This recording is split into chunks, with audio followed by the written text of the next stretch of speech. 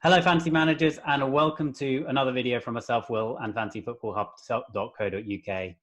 Today, we're going to be going over the Sky Sports Fantasy Football Overhaul video. So this is not going to be FPL. If you're looking for my usual FPL video, I produced one yesterday, so go check that out. But today, we're going to be focusing on Sky Sports Fantasy Football, and I'm joined by two brilliant guests. The first is Dan Cox, former winner and regular contributor on fantasyfootballhub.co.uk. Welcome, Dan.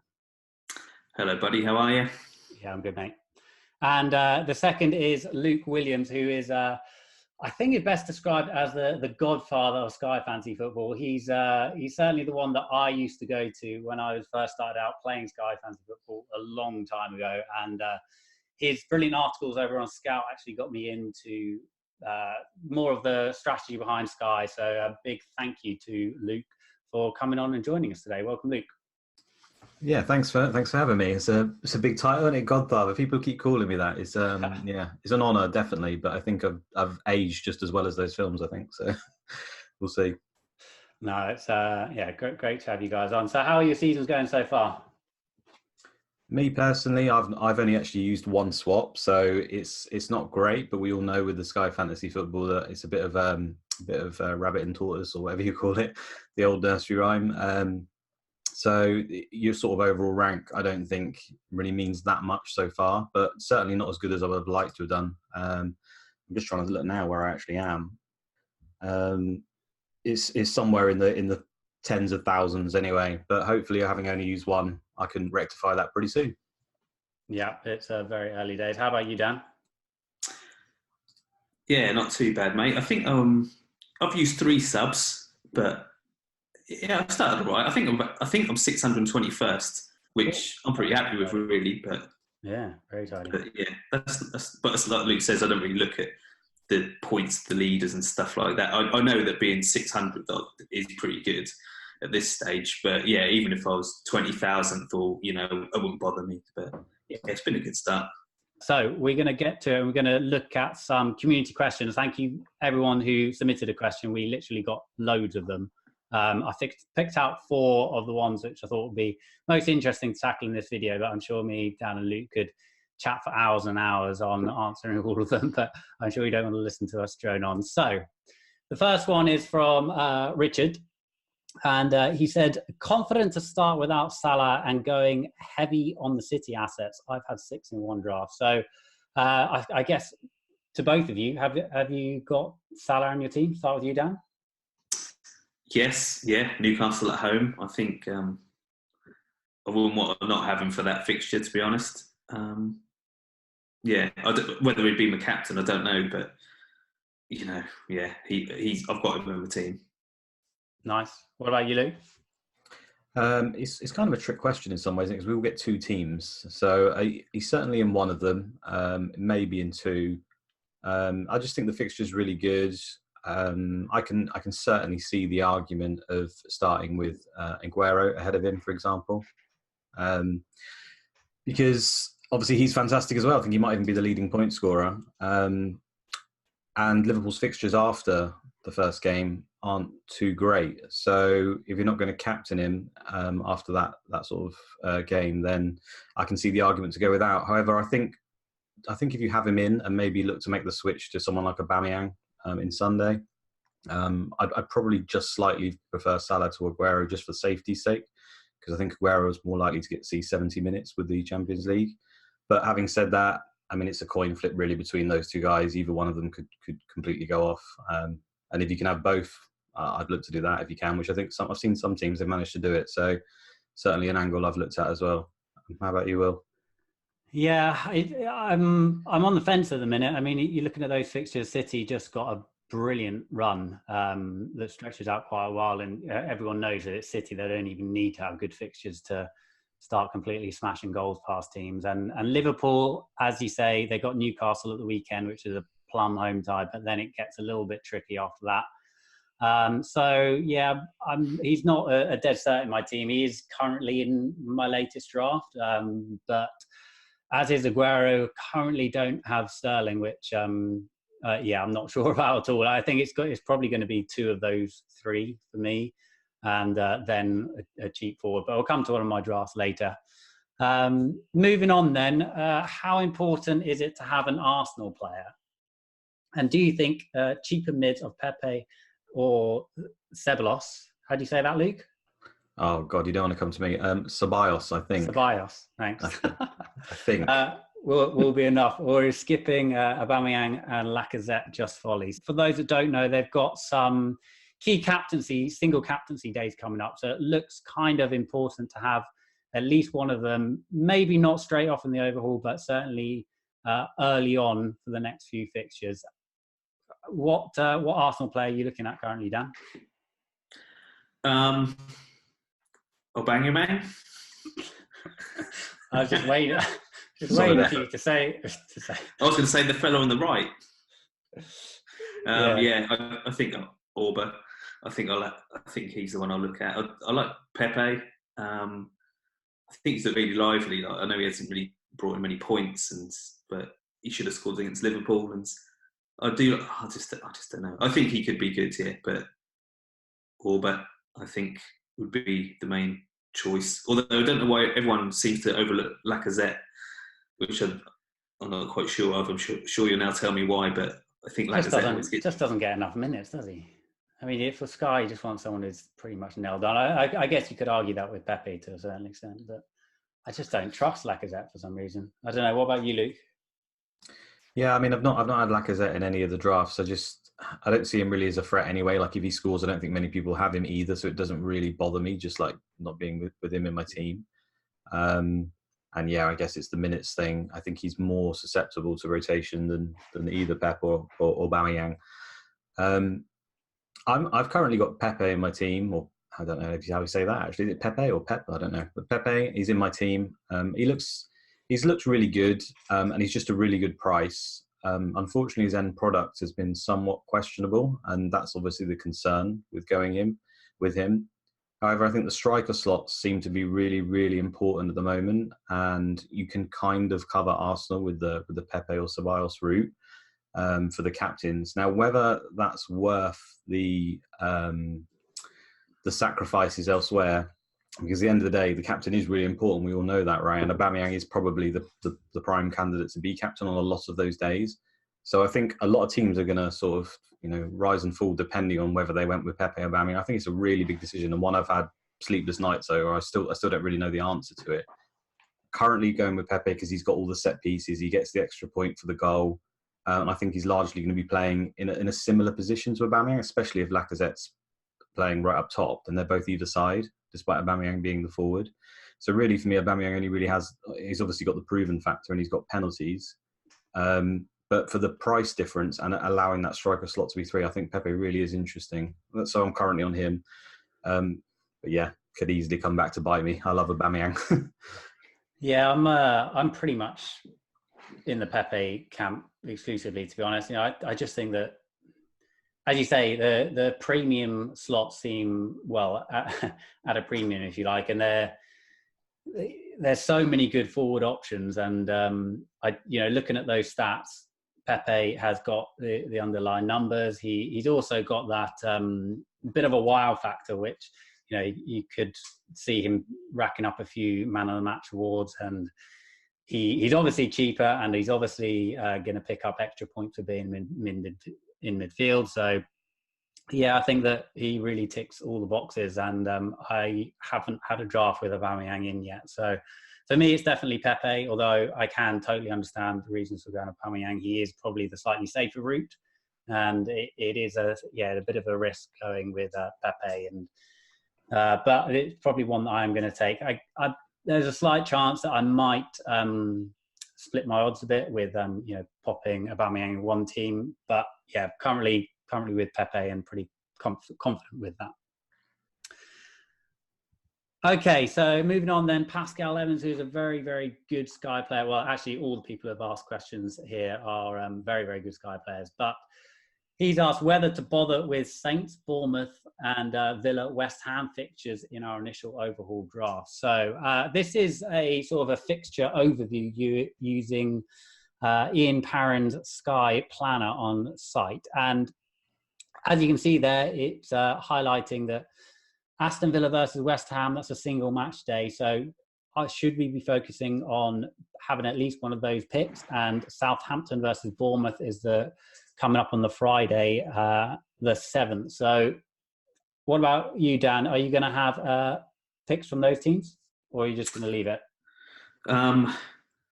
Yeah, so something I looked at. So Haller, West Ham, such a good price. He'd cover your Monday captaincy.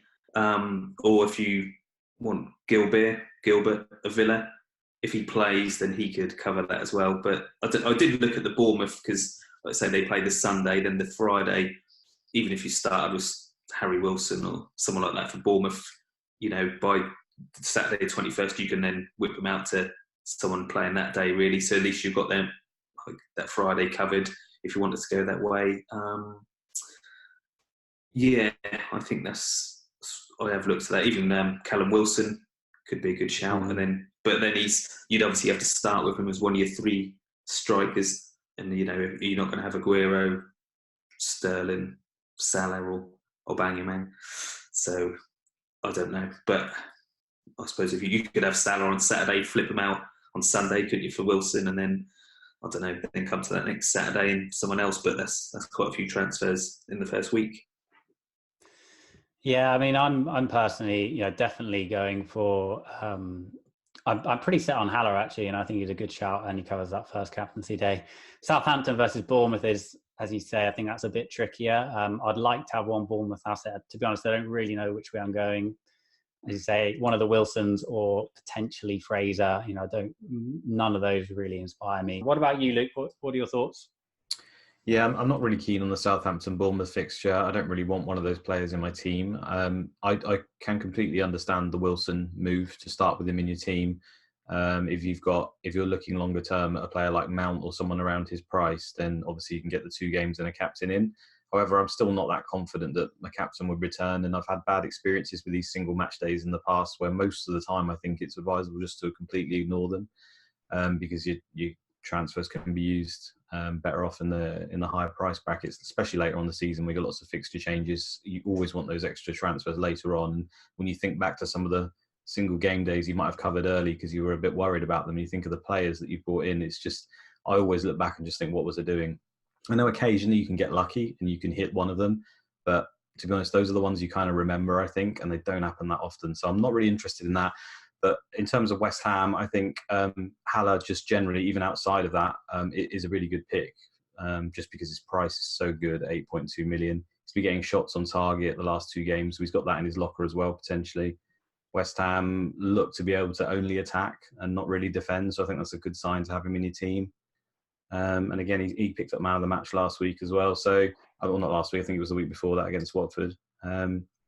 So with that price as well, and depending on your team structure, there's loads of players in midfield. There's even Pukki at 7.8, and there's even defenders like Zinchenko. And depending on what structure you start with, you can always take him out. And I think it's a really good price bracket to have in your team, because I think moving forward, if you do want to cover those single match days, he's like the prime guy that could switch out for the odd Pukki or whoever you want, maybe a Maddison or maybe a Zinchenko for a little period. So I really like having him in my team. He's in both of mine at the moment. Yeah, and I think he's a solid pick. What about those later captaincy days? Have you got anyone for Leicester, Newcastle, or are you just going to deal with that when it comes along?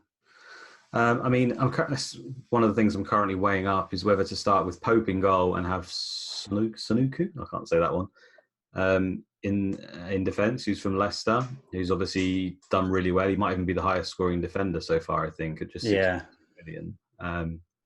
I think there's a couple of ways you can look at that. When you look at how he's achieved his points, I think they've only got 1 clean sheet, and he's just got them from everywhere, like tackles, he's got them from passes, he's got man of the match, he's got assists. Part of me thinks, well, that's great. He's got loads of strings to his bow. He's a great option, especially at that price. And then the other part of me thinks that that's a tad lucky and it's not consistent really in any one area. And there's inevitably be a bit of drop off. But at the end of the day, at that price, 6.2, I can't really argue with it. So he's an option I'm looking at. Start with Pope and then have him as a captain. Or if I go with Edison, which I would much rather, then I wouldn't have a Leicester player at all. To be honest with you, Maddison would be the only one I'd look at maybe for that game day, because I think he's got that star quality where he can get 10 or 15 point haul on that game. But then I don't really like his fixtures either side. So How come you were mentioning Pope? Is that to afford? Exactly. So for me, yeah. Pope or Pope and Sanuko over Edison and Gilbert or something. And Gilbert or Burn. Yeah, exactly. So I think that's been a key decision that I've spent a lot of time weighing up. Ultimately, part of me just thinks that Edison getting those 9 points and you can pretty much guarantee 20 clean sheets, I should just do that. But I'm hopeful Pope can match him and then therefore provide me with a Leicester captain. But maybe I'm compromising my team just for a captain when I shouldn't be. So. Yeah, it's always a tricky one, isn't it? What about you, Dan? Any further thoughts on Leicester assets? Are you going with the defender there? Yeah, I think so. It's a pity the fixtures either side of it aren't great, are they? Because Vardy might be a shout, but there's who they played the week before. Was it Liverpool? Not Liverpool. Can't see him on there now. Tottenham and Manchester United. They got the first 2 weeks. Yeah, so that's a pity they don't have a nice little run. We could get Vardy in for a couple of games or something. So they go on a pretty good run after that, I think. So you could potentially draft them in. But yeah, I just think the defender will do.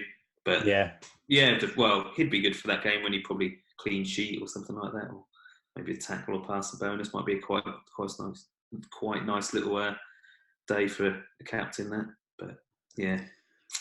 We can but hope. Okay, then moving on. Ashley Hunt for the final question. Should the majority of our transfers be spent on rotating premium strikers? So, what do we think on that one? Yeah, I just think like a key to the Sky game for quite a while, even through all these rule changes and everything, is to try to limit your swaps at the back.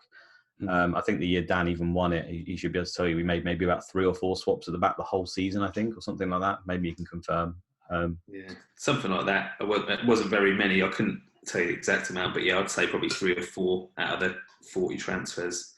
Yeah, which is just so. I think if you can just get those players as set and forget. I mean, back then they were a lot cheaper than they are now. Now the premium's a lot better, but if you can get those set and forget, I think just swapping strikers seem to have been vastly improved so far this season. They obviously get the shots on target bonus. It makes them decent captains. Their price has come down. There's been a real boost. And I'd say, if anything, the midfielders are now lacking somewhat compared, whereas before they were at one stage the best position in Sky. Defenders then took over, and now it looks like strikers and defenders are back and midfielders are not. So I think getting your defence settled with some premiums, having some hopefully set and forget midfielders at mid-range, and then just rotating those premium strikers is what I'm currently looking at. Obviously, things could change soon, but I just like the fact that 1 goal generally brings shots on target, because they usually have at least one other shot in the game, and then your captain's getting a decent haul, like an 18-point haul, just from 1 goal.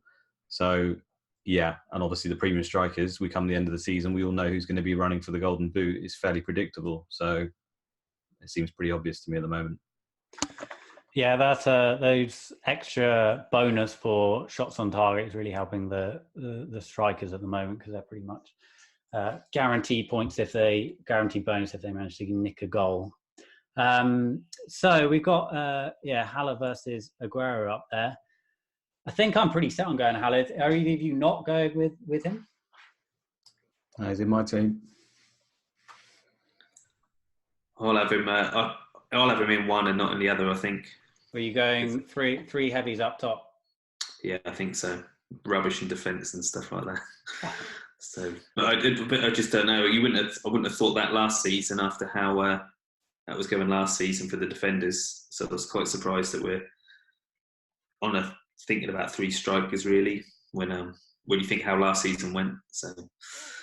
Yeah, I do wonder whether we've sort of moved away from the heavy defence a bit early, because if you look at the sort of the expected clean sheets for the first 4 games, then they were pretty much the same as last season, but the actual clean sheets were a lot less. So I think that we might potentially be moving away from the sort of more premium defenders a little bit too early. I know that Carl, the statistician on site, he's very much sticking with a heavy defence, and I can kind of understand why. I guess there has been a bit of a shift in terms of there is value up front and the extra bonus, and teams like Liverpool especially actually aren't getting the passing bonus at the back, so that's something that you kind of do need to consider. But Yes, I'd like to at least have a couple of premium strikers in there, or premium defenders. I mean, sorry. So this is my current lineup at the moment,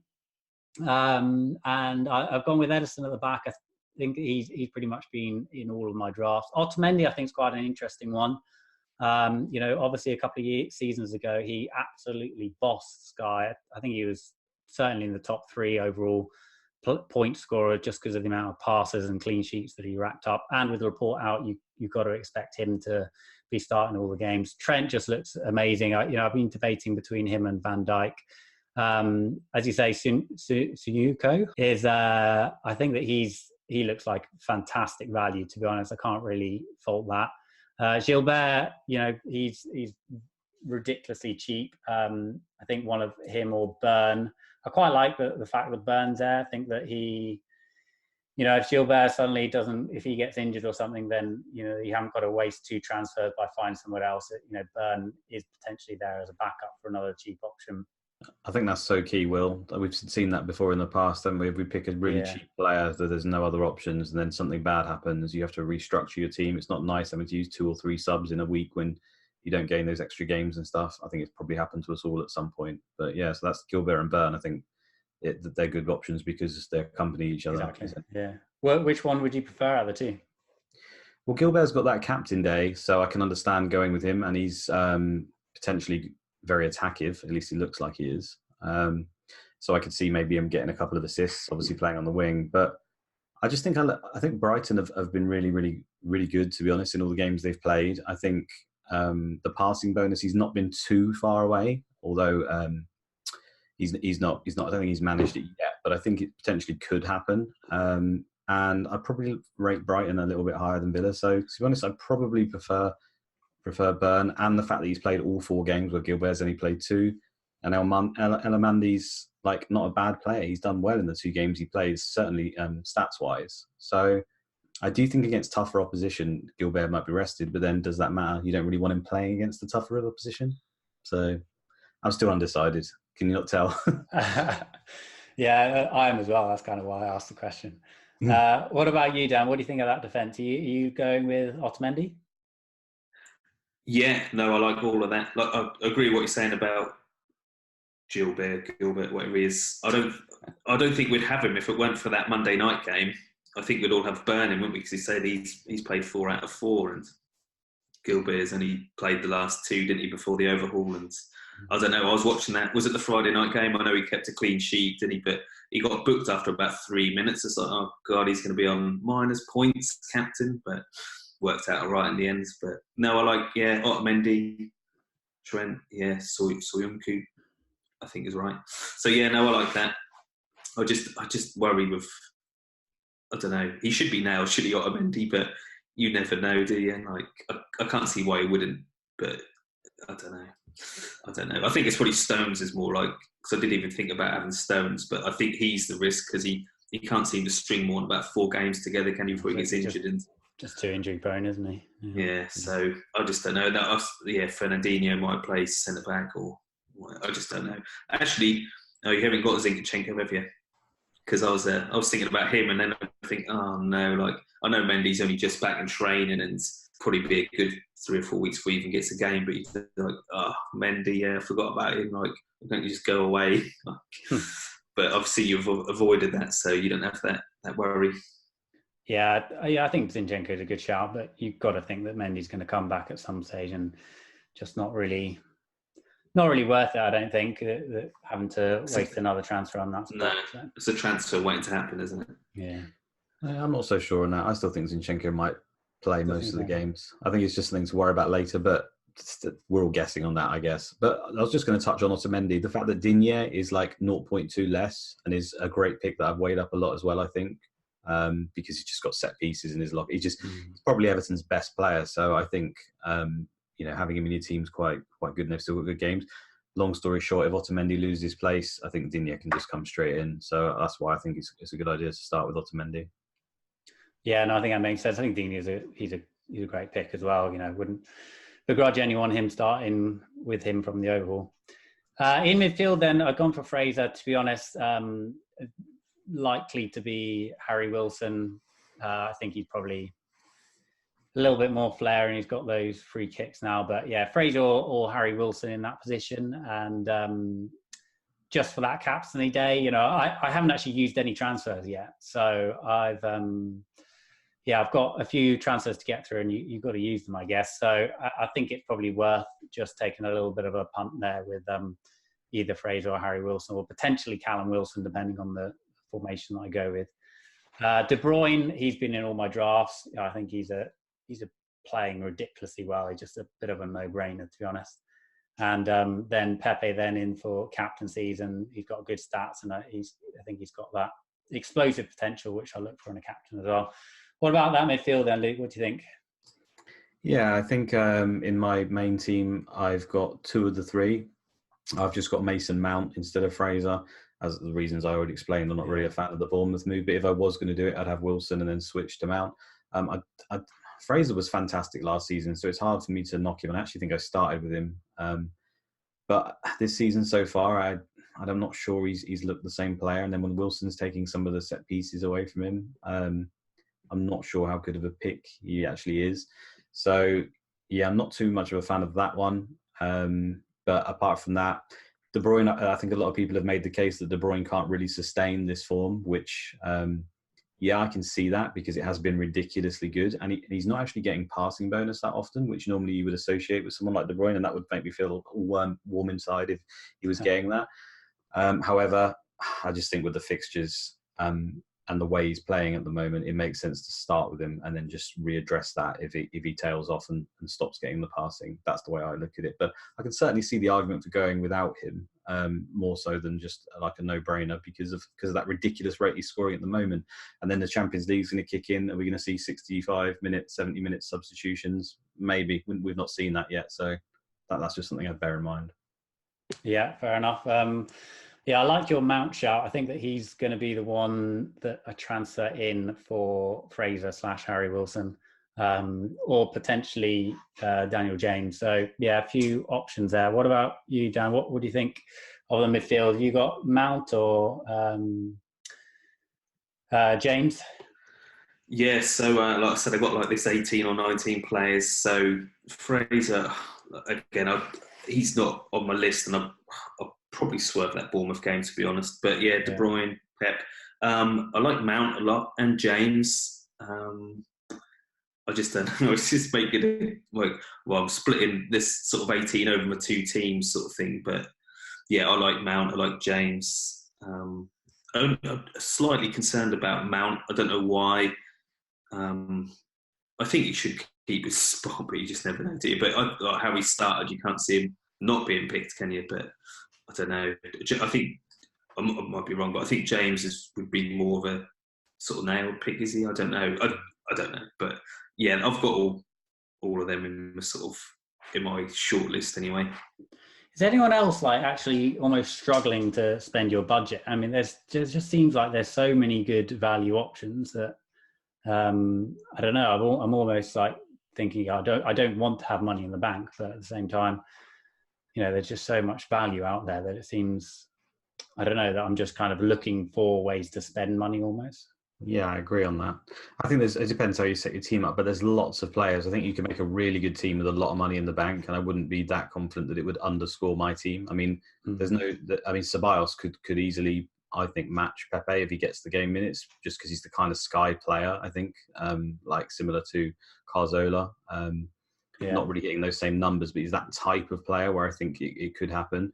And then you sit in there thinking, if you look at your team, for example, you could have Ceballos in instead of Pepe, you could have Mount instead of Fraser, Sterling instead of Aguero, you could have Pukki instead of Haller, who's even cheaper. There's so many different options there that you just end up with so much money in the bank. And I don't necessarily think those are worse picks. So, yeah, I do find that myself, Will, to be honest with you. Sometimes I feel like I haven't got enough, and other times I feel like, what am I going to do with this money? Yeah, I know, it's a strange one, really. But what formations are you guys looking at? Are you potentially still going 5 at the back, or moving to 4-3-3 because you need to get those 3 strikers in? Dan? I think I'll be on the 4-3-3. The thing I like about the 4-3-3 is, like, say if Otamendi for some reason isn't starting, you can flip them out for a midfielder or another defender. You've got options there. And like I say, Otamendi, you could easily put Otamendi to James or Mount, and you've still got money to do something else, haven't you? So I think that's fine. But the only problem with the 5-3-2 is you're stuck with that formation. You can't, because there's no 5-4-1. I don't know. I think you're pretty stuck, really. So yeah, that's why I like the 4-3-3. So you can do something with defender to midfielder, or even a striker down to midfielder, couldn't you? So, or striker to defender. Like, I just don't know. That gives you options anyway. There's plenty of routes out for players if they're not playing for whatever reason. Yeah, no, I think I'm pretty set on 4-3-3. As you say, it's pretty flexible, so it gives you a few options. Although I do, in the back of my mind, I do think that there's always that value in defence. But as Luke's saying, there just seems so much value everywhere this season that you probably don't need that as much. So I think I quite like 4-3-3. What about you, Luke? Are you moving away from 4-3-3 or? Yeah, I just think the midfield. I think any formation that limits the amount of midfielders you've got at the moment, I wouldn't argue against. And generally, that's going to be 4-3-3 or 5-3-2, which is what I've got in my two separate teams. I've got more of a classic team in my 5-3-2. When I say classic, I mean the last couple of seasons. So full of premium defenders, just going to kick back and maybe rotate one of the striker slots. I still think that tactic could do pretty well, and I have faith in it, similar to what Carl's got. So that's what I'm doing with one of the teams. But yeah, limiting those midfield slots, I think, is key at the moment. There's not that many options since Sterling and Mane have been moved out of midfield. Essentially, De Bruyne is the only premium that I think anyone's interested in. Go all the way down. The next would be Pepe, who's not even that much of a premium, really. Is he 9.8? I think he is. So yeah. So I think that's where you want to focus your attention in the defence and attack at the moment, and just limit those midfielders. So 4-3-3, great flexibility. 5-3-2, if you're going for that classic, just rolling points every week, as long as Liverpool and City keep the clean sheets, I think it will do well. Good. Well, I think we'll probably end it there. But thank you both very, very much for being on. If you did enjoy this video, please hit the like button, please hit the subscribe button, turn those notifications on, because it does encourage us to do more of these, and hopefully we can get Dan and Luke on at some point in the future as well. And if you do want to check out any of the tools that I've demonstrated here, the comparison tool or the fixture ticker or Ian Perrin's Sky Planner, that thing's very, very useful. Please go to fantasyfootballhub.co.uk. But otherwise, Dan, how can the viewers find you? So yeah, Twitter, Dan Cox 82. I'm on there. So anything, just send it to me there. We've also got we've got an overhaul post, haven't we, coming out in the next couple of days on the hub. So look out for that as well. But Twitter's the main place to find me. So on Twitter. Nice one. And what about you, Luke? Yeah, on Twitter, known as Disable on there, but my @ is FFScout_Luke. Always willing to offer some advice on Sky. I'm sure you can give me some, because I've slipped off the last couple of years, so I'm absorbing all this stuff. And hopefully we can trade ideas. Nice one. Well, thank you both very, very much for being on, and it's a goodbye for me. I'll bang your man. I'll bang your man. I'll bang your man.